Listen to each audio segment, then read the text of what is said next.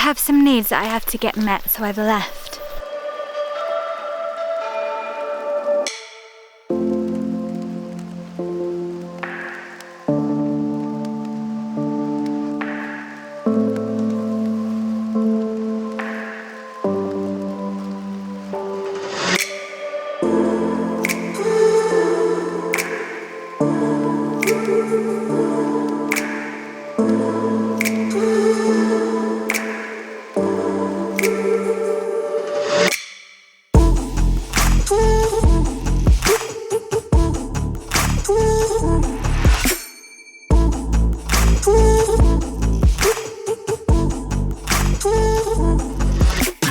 There's actually been a few times in later years where it's kind of felt like we felt close to properly leaving. You know, things have been tense, or we've not been communicating in the way that we really want to. And I think that doing these short-term kind of little journeys away from each other has kind of been the thing that stopped us ever really getting to a place where one of us has had to leave for real.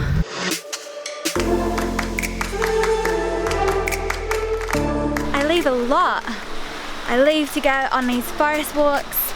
I leave to go dancing at nightclubs till the early hours of the morning. I leave to go camping and scout huts with my female friends, weaving magic into the night. Tim does it too.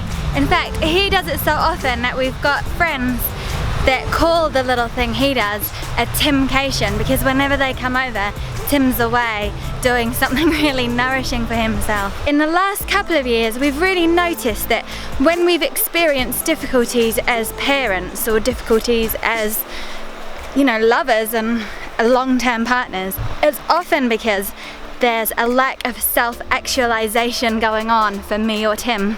So these little kind of breaks that we have, whether it's for an afternoon or a night or a weekend or several days in a row, they're so important because they really allow us to be the best parents and the best partners that we can be. They're a chance for us to get to know ourselves again.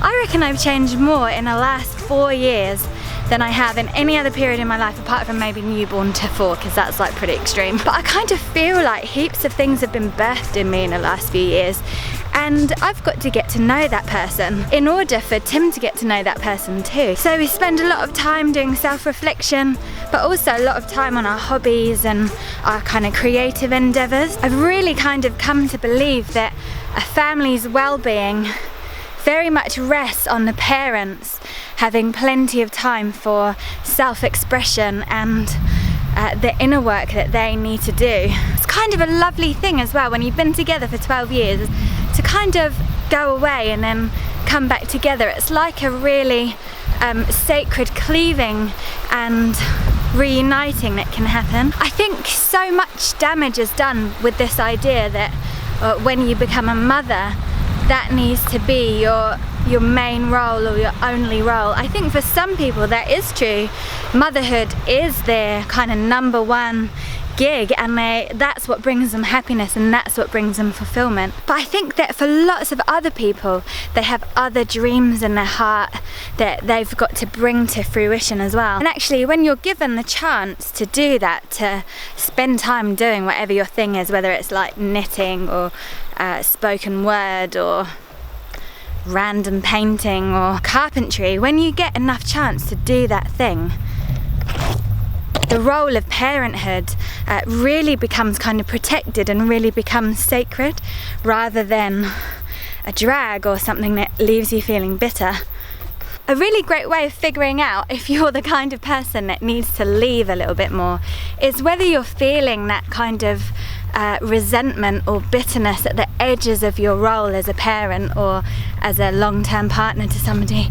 If you're kind of starting to feel a little bit taken for granted or jealous or something, that's a really good sign that you perhaps need to take a day or a few days to express yourself and get to know yourself and just spend time like loving your inner artist. One of the things I love to do is from my favourite book, The Artist's Way, such a classic.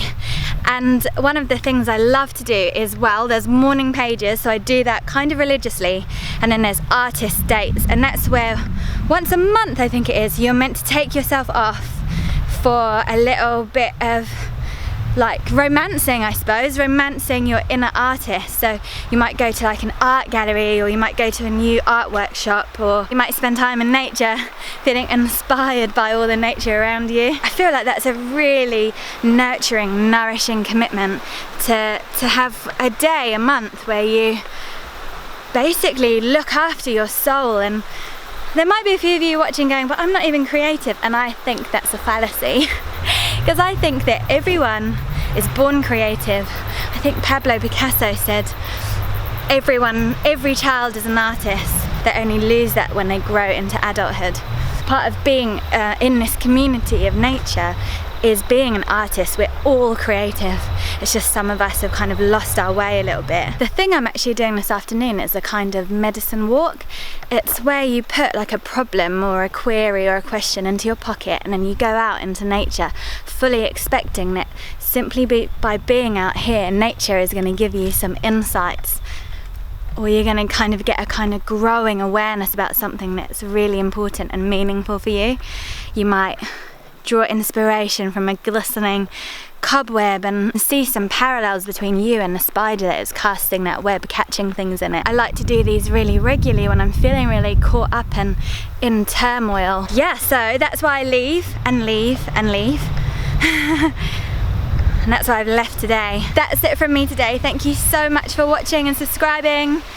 And if I've got a very English accent today, it's because my friends are staying from the UK and so problematic, this weird accent of mine. Remember, you can become a part of my Patreon community where I do lots of little extra videos and resources and stuff. You can click below on the Patreon link to find out more about that. Wherever you are in the world, stay radical, my friends.